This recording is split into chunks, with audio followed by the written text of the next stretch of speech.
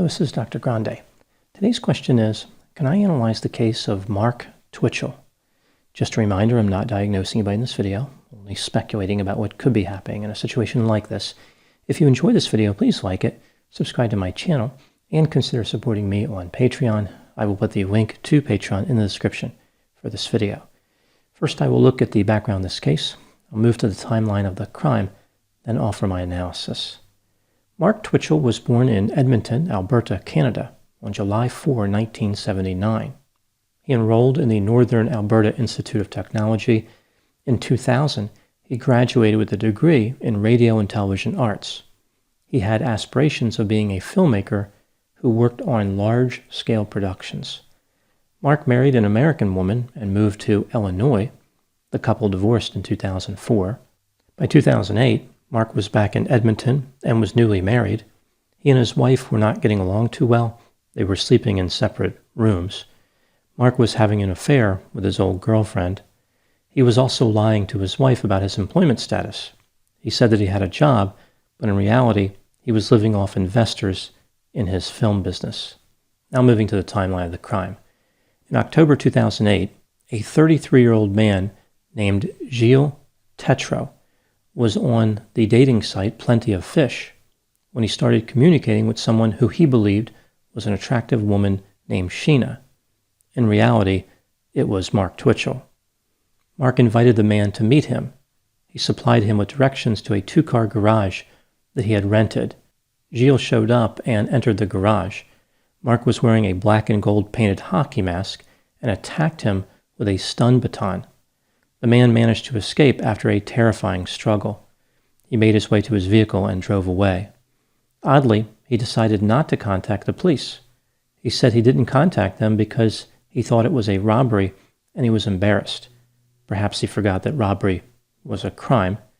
Interestingly, even though the date facilitated by Plenty of Fish involved a stun baton and almost being killed, it still represented a better-than-average dating experience for the website. A few weeks later, still in October 2008, Mark again impersonated a woman on the website Plenty of Fish. This time he managed to lure a 38-year-old man named John Brian Altinger to the garage. John had his suspicions about the woman on the website. He was so concerned that he sent the directions that Mark provided him to the garage to his friends. This way, if he disappeared, they would have a place to start looking for him. After John arrived to the garage in his red Mazda, Mark attacked him with a pipe and stabbed him with a knife. After John was dead, Mark cut his body into pieces, burned some of it, and then placed his remains in garbage bags.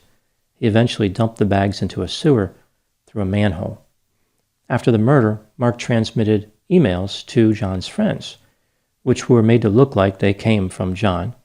The emails said that John met up with the woman, and they went on an extended vacation to Costa Rica. Mark also sent a resignation letter by email to John's employer, but he did not provide the employer a place to send John's final paycheck. John's friends grew suspicious and were concerned for him. They broke into his condominium and located his passport, something he would have needed to take a trip to Costa Rica. In addition, there were dirty dishes in the condominium, and there was no evidence that he had packed anything in preparation for a journey. John's friends contacted the police, who launched an investigation. The police followed the directions to the garage, which John had sent to his friends. This led the police to Mark Twitchell. Mark told the police that he never met John and he did not know anything about a red Mazda. He said that he used the garage to record films. He gave the police permission to search the garage, which they did. They thought the setup was strange, but they didn't notice anything particularly incriminating. Mark was interviewed. He talked a lot about his journey as a filmmaker. He told them about a Star Wars fan film he had made and a film about a serial killer who lured victims back to a garage. The film was called House of Cards. The police let Mark go, but they were a little curious about the whole serial killer film endeavor. The police visited the garage again. Mark casually mentioned something that he left out of the first interview. He said that he had met John sometime prior to his disappearance. John was driving a red Mazda. Out of the blue, John offered to sell the Mazda to Mark for $40. Mark purchased the vehicle because it was a great deal. The police were now confident that Mark had murdered John. They found John's blood in the red Mazda. They searched Mark's car and found a knife with blood on it and a laptop computer. They searched Mark's garage again. This time they found part of a tooth belonging to John. From the laptop, the police were able to recover a deleted file titled SK Confessions. They believed SK stood for serial killer, although in this case, substandard killer or short-sighted killer would have been equally as fitting. The file contained Mark's journey on his way to becoming a serial killer. It appears as though this account is part fiction and part reality. Several elements of the story align with events that actually occurred. On October 31, 2008, Mark was arrested and charged with first-degree murder. At first, he wouldn't talk to the police. After a year and a half in custody, he supplied the police with the location of John's remains. During his trial, Mark said that he wrote the document SK Confessions and that he killed John. He said it was in self-defense. Essentially, this was Mark's story. He wanted to generate public interest in his film project, so he lured men to his garage to attack them. He wasn't trying to kill them. It was really just a prank. No harm was intended. He wanted them to report their stories to the news. They needed to be alive to do that. He pulled the prank on the first man, and no one died. When he attacked John, the situation spiraled out of control because John was upset about being attacked. John became aggressive, and Mark was forced to defend himself. Mark knew how bad the situation looked, so he decided to dismember the body and dispose of it. If this is the best story that Mark could create to explain his behavior, then the reasons for his failure as a filmmaker are starting to come into focus. Mark was convicted of first-degree murder and sentenced to life in prison with the possibility of parole after 25 years. After his conviction, Mark was still facing an attempted murder charge stemming from the first attack, but the Crown decided there was no need to pursue the case because Mark was already serving the maximum possible sentence. Now moving to my analysis. Here are my thoughts on a few items that stood out to me in this case. Item number 1. There isn't really much question about the guilt of Mark Twitchell.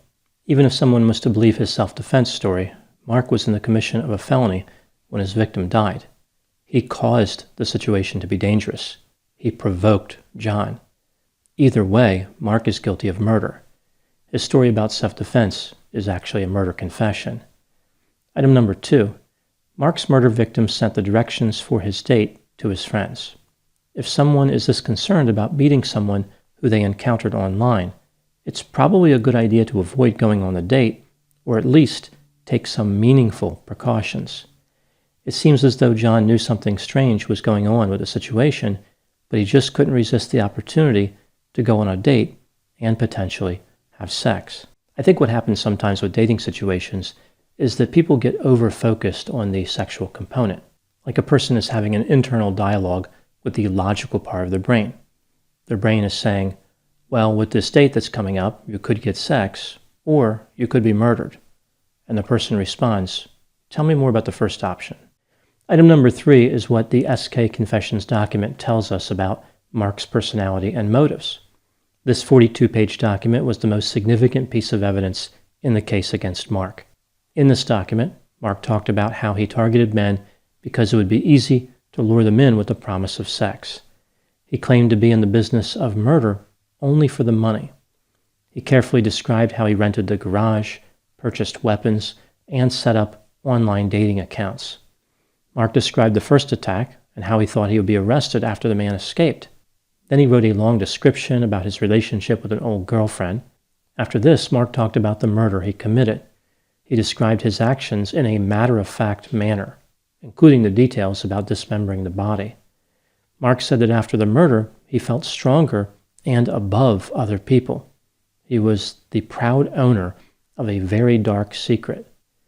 The overall sense from the document was that Mark really didn't have any empathy for human beings. Everything was about his feelings, how he was transforming into a serial killer, and how he had become special. Mark was grandiose, arrogant, callous, and had no remorse. Item number 4 is about what can be learned from another document found on Mark's computer titled Profile of a Psychopath. This one was not used against him in court, but it is very revealing. In this 7-page document, Mark attempts to assess his own personality. Here is a summary of the document. He said that this was not a clinical diagnosis, rather a case study. He was different than most people and had always been different. Mark said that he was a psychopath, but then he noted a few ways where he was different than many psychopaths. For example, he didn't cheat family or friends, he didn't hurt animals, he was high functioning, and he did not use drugs. Mark then described how he was like a psychopath. He was a pathological liar. He had been lying from an early age and lied to everybody in his life, often for no reason at all. And he had trouble keeping a job, typically getting fired or quitting within 4 months of being hired. Mark provided details about how he cheated investors out of money so he could avoid working. He described how he was cheating on his wife simply for the thrill of it, not because he was feeling neglected or entitled. Despite his efforts to hide his cheating, his wife knew that something was going on. The pair was in couples counseling, but Mark believed this was a waste of time because the therapist emphasized sharing feelings. Mark felt like a fake during these counseling sessions. Mark knew that he had a lack of empathy. He always had to pretend to be more social than he was, and he had to work to hide his dark side. He said that killing people out of revenge was something he wanted to do, but he didn't think it made sense considering the going to prison part. He thought that making movies about serial killers would satisfy his urge to kill and could earn him some money. It sounded like he didn't intend on becoming a serial killer. He was trying to get through his life without committing murder. Ultimately, he of course failed in this regard.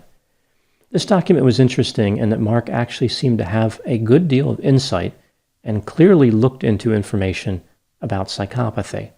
He wrote in an articulate way and appeared to be straightforward about a number of his negative characteristics.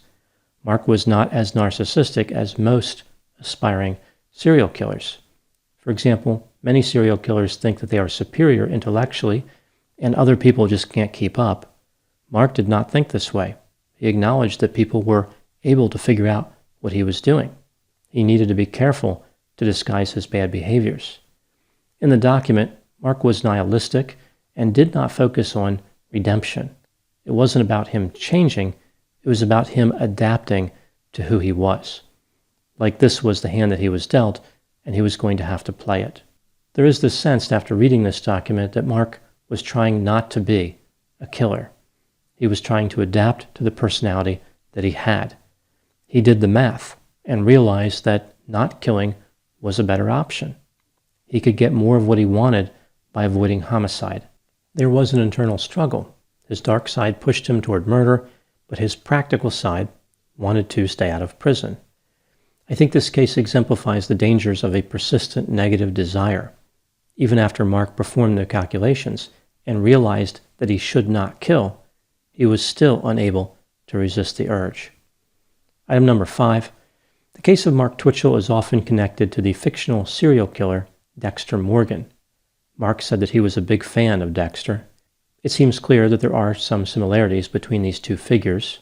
Like Dexter, Mark had a kill table, plastic sheets, and a game processing kit. Both figures were conflicted about being a killer, and both of them were articulate. They explained their own feelings with some level of insight and appeared to have an interest in philosophy. As far as differences, Dexter was gainfully employed. He was not driven by a desire for sexual domination. Mark said his motivation was to gain money, but it's more likely that he had a traditional serial killer motivation. Dexter demonstrated remorse. He escaped responsibility for his crimes despite having connections to some of the victims, and he planned his crimes much more carefully than Mark did. Looking at their personalities, Dexter was high in openness to experience, high in conscientiousness, low in extroversion, low in agreeableness, and had mid-range neuroticism. Mark appears to have the same profile, except he was low in conscientiousness and had a little bit higher level of extroversion. For example, he was more talkative. One theory in this case is that Mark Twitchell was inspired to be a killer by Dexter Morgan. Like maybe by watching Dexter on TV, Mark chose to behave in the way that he did. like without Dexter, Mark would not have been a killer. I think it's much more likely that Mark had psychopathic characteristics and was looking for a role model who aligned with his desires. He had these urges long before he ever saw Dexter. Dexter is a popular character. He was designed to make serial killing appear less objectionable, like he only targeted people who had done something bad. It was a way to make a serial killer the hero of a series without making people disgusted. It makes sense that Mark would identify with Dexter. Perhaps he thought that if he could become like Dexter, he would be less objectionable himself and could be accepted by society. Now moving to my final thoughts. Mark Twitchell knew that he was interested in homicide, and he was aware that most people did not share his desire. He wanted to satisfy his urges. He even tried starting a filmmaking business and recorded a film about serial killing. Ultimately, his insight was not enough to prevent him from giving in to his desires. This case exemplifies that, even though insight is important, some people commit crimes knowing full well what led them to that place, and in full appreciation of the consequences.